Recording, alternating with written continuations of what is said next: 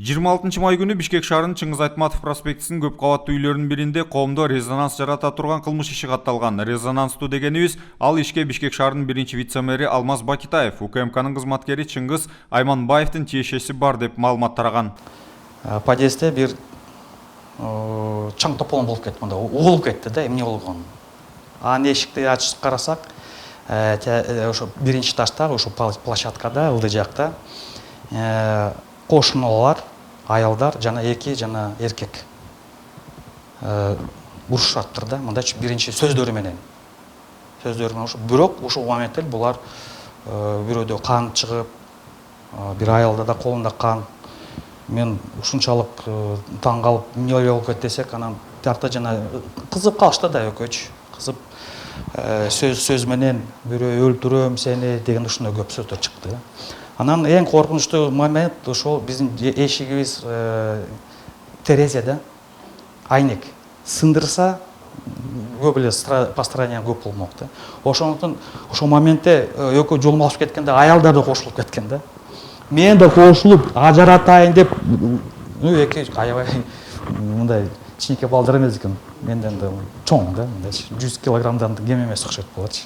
Эки кызматтагы адамдан таяк жеген Молдокеевдин айтымында УКМК кызматкери жана баш калаанын жооптуу чиновниги ага кол салган маалда мас абалында болушкандыгын айтып, Камчы Көлбаевдин кылмыштуу тобунун мүчөлөрүнө таандык экендиктерин билдиришкен. Бишкектин вице-мэри мындай маалыматтарды четке кагып, болгону бири-бири менен урушуп жаткандарды бөлүштүрүү максатын гана көздөгөндүгүн кошумчалайт. Эптеп бирөөнү билбейм ким экенин ким ажыратып эшикке чыгарып бирөөнү. Экинчи санында эшикке чыкты. Аялдар чаң тополон, балдары көп. Ошодон баарын коргуп, кандайдыр бир тийип кетпесин деп. Ошо менен баары бүттү деп ойлосом, булар аябай кызып калганда токтоп албай, тигилде аябай көп сөздү айтып, экинчиси да кел туда сюда деп көп сөз болду, чын айткандачы. Мен ага чыдай албай айттым, милицияны чакырышыбыз керек. Милиция келип баарын тыйыш керек.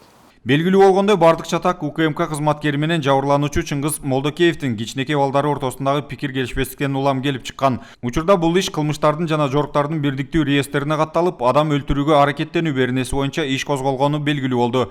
Жабырлануучу Молдокеев болсо 4-шаардык ооруканада дарыланууда. Мени эле тааныбайт эле ар жерде эч ким, чын айтканда. Акырын келебиз, кетебиз, эч кандай эмес жок. Ошо өкөлөп, токмоктоп, мени болсо аны мындай көтөрүп чалып деп жазып атпайбы? Бул эми чындыгы туура эмес болуп атпайбы булчу? Бул түздөн түз клевета да. Менин атымды жазыптыр. Первый вице-мэр ушундой кылып атат депчи. Менин репутациям эмне болуп атат бүгүнкү күндө. Ошол эле маалда бул иштин башкы фигуранты Айманбаев буга чейин медицина академиясынын аппарат жетекчиси Абдыкерим Гапаровдун кылмыш ишине байланыштуу акталып чыккандыгы тууралуу Молдокеевдин ата-энесинен белгилүү болуп жатат. Ошондон улам бул ишти милиция эмес, аскер прокуратурасы карасын деген өтүнүч билдиришүүдө.